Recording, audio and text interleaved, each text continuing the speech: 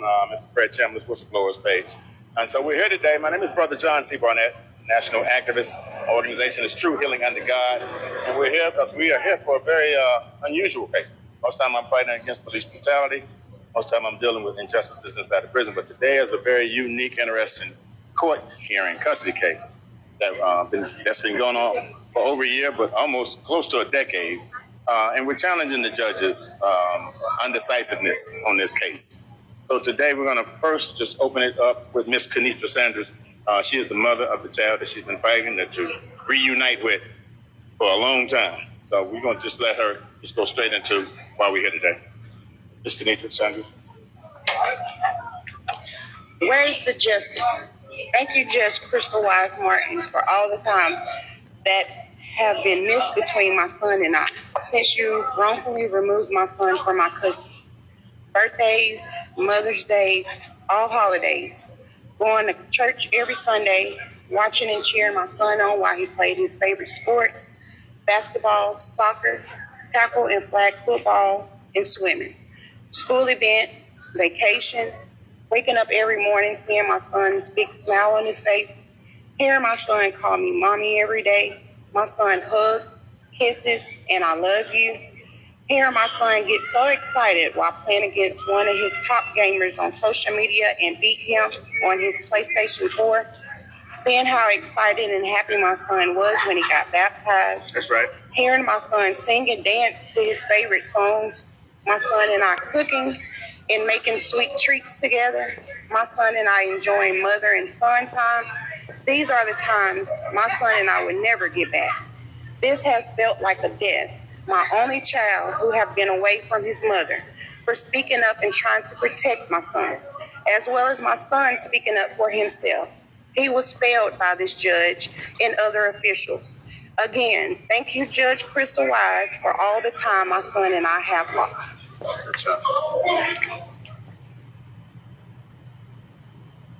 So as you see, the mother has been pleading to reunite for her child. It's been said in this country, 3 out of 7 black boys are raised by a single mother. So my mother raised me. So did my father. But my grandmother and my mother played an integral part in my life. Next is the mother, and she spent thousands of dollars for lawyers. And sometimes, as Johnny Cochran said, I think it works for the reverse for us. Johnny Cochran was famous in saying that a good lawyer knows the law, but a great lawyer knows the judge's cell number. So I thought that was interesting that he said that. For us today, it's the reverse. So the mother's going to talk about her struggles, the grandmother rather, of her child, Ms. Dollister Sanders. We have spent approximately $100,000 for attorneys to represent us on this matter, only to be silenced by the judge. We have had several attorneys tell us the judge don't like you, but it's not about like, it's about justice. And the monies that our family have spent does not represent any justice for my grandson. You cannot put a price on the money that was spent or the time that has been lost without my grandson.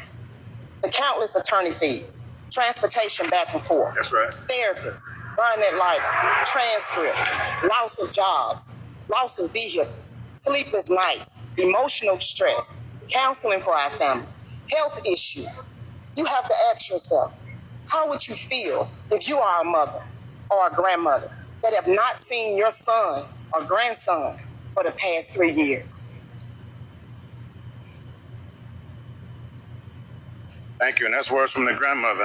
Before we bring up our fine Brother Fabian Nelson, State Representative, we're going to bring up our local activists here. I want to make sure I connect with the people here to give the family support. So we're going to have first Brother Leon Seals to come and speak with us.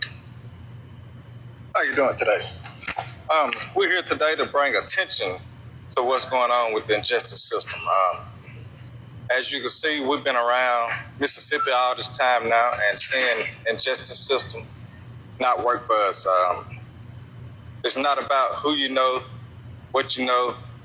That's what it should be about, what you know and not who you know.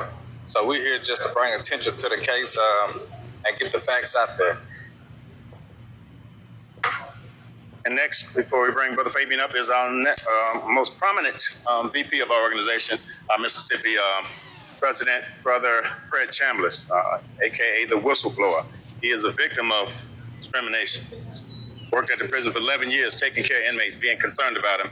And he has a pending case going on right now in federal court. I embraced this brother during our Goon Squad experience, and we literally on the phone every day. So I want to thank God for Mr. Fred Chambliss. He's going to come and speak with us now. Good morning. I'm going to be short and sweet to the point. In my fight in this injustice system, because it's definitely not justice. And I want to say before I start, we shouldn't have to be out here holding press conferences for a mother and grandmother to get custody of their child who's been neglected by his father. We shouldn't have to be out here doing this. And with that being said, in my fight in this justice system, one thing I have learned that fighting these people, that it's not the white man no more. It's our own people doing this to us. We got people in positions to help us, and they're doing the jobs of the slave master. And that's why we can't get ahead in Mississippi, because we got our own people in position to pull us up, lift us up out of these worst conditions that we are in, but they continue to keep their knee on our neck and help the white slave master, this corrupt system, continue to keep us down. They said they want Mississippi to rise up. How can we rise up when we got our own people helping them? This is terrible. I mean, they got pictures of neglect of their son, their grandchild, their son. They're crying tears out. You got a black judge in here who's sitting on the case, right, who's continuously just sitting on it, while this young man is willfully neglected. Now, if something go out here and he kills himself or something happens, the blood is going to be on the judge's hand. The blood is going to be on the judge's hand. And I hate to say that, but like I said, we shouldn't even be out here holding a press conference. Got to call a man from North Carolina to hold a press conference. As a matter of fact, while I'm speaking on Mr. John C. Barnett, where is our local leaders out here? She said they've been. Oh, we got one. I'm sorry. We got one. Right. We got one. Oh, worry. Where's the NAACP at? Where's the ACLU?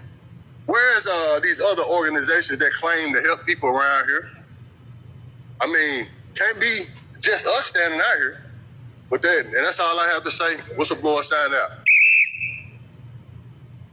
I love that whistle. So to Judge Crystal Wise, if you're listening, I'm a national activist, and I know a lot of judges, know a lot of lawyers. I was blessed to eat lunch and dinner with two of our most prominent lawyers in this country. Johnny Cochran, may he rest in peace. And a couple months ago, Mr. Ben Crump. So I kind of know the legal lingo. So I will tell you that I know historically, when I deal with custody cases, either the mother's on drugs or the father's been abusive.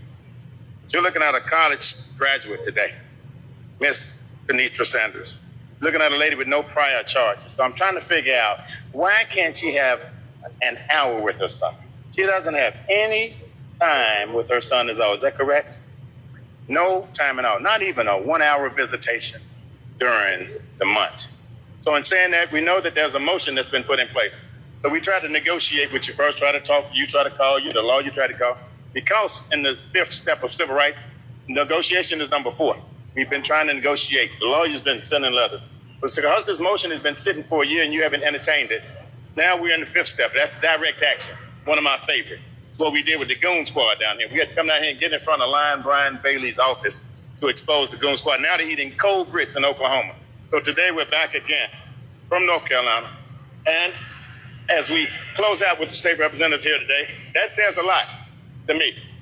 I don't have too many city councilmen, Brother Fred, standing with me. Don't really often have the mayor. Sometimes I'm a member of the NAACP. Sometimes I don't see the NAACP. So I want to overwhelmingly thank Mr. Fabian Nelson for risking his job, maybe a few of his votes, for standing here. But I know that in his heart, he means well. That's what I've got out of this brother. We're going to get him to close it out, and then we're going to give us our charge, because we're not done yet. Justice rally's pending. I'll be back here in 2 weeks. I don't mind coming to Mississippi. I love Mississippi. And I love our people here. So we're going to let the state representative, Mr. Fabian Nelson, come and give us words. Good morning to members of the press, or activists that have showed up with us today. This amazing family who so bravely came out and are willing to tell their story. This is a sad day for Hinds County. Yes, it is. We constantly talk about things that happen across the river in other counties, but we have just as bad things happening right here in Hinds County. Now, it has been almost 3 years since this young lady has seen her child. A no contact order has been issued. She can have no communication. And as a father, I can imagine 3 hours without knowing where my child is or my child's well-being. That's right. What we are asking Judge Crystal Wise Martin to do is to give this case a fair chance to hear evidence. That's right. Do the right thing. Because at the end of the day, it's not about me, the mother, the father, the grandmother. It's about their child that's suffering right now. That's right. That's right. We all took an oath. And in our oath, we said that we will abide by and follow the Constitution of the United States of America, as well as the Constitution of Mississippi. Constitutional rights have been violated, and they are still being violated. And for what reason? What's the motivation behind it? Why is this happening? And you know, people say, I'm taking the risk to be up here, but when you stand for nothing, you will fall for anything.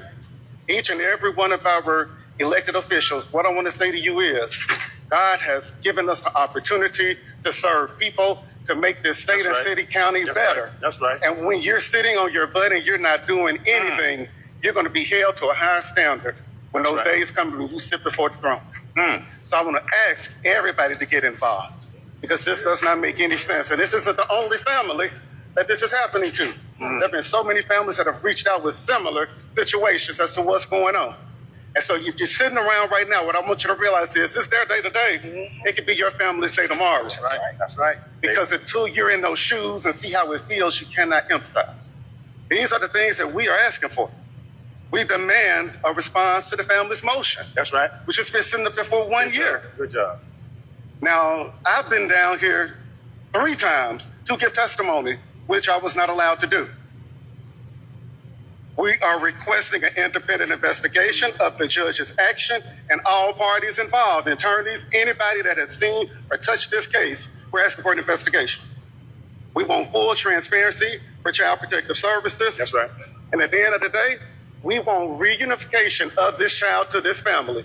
We will not be quiet. We will not sit still until this child comes home. If it takes every breath in my body to get this child home, then that's what we are going to do. Thank y'all so much. Thank you. Thank you.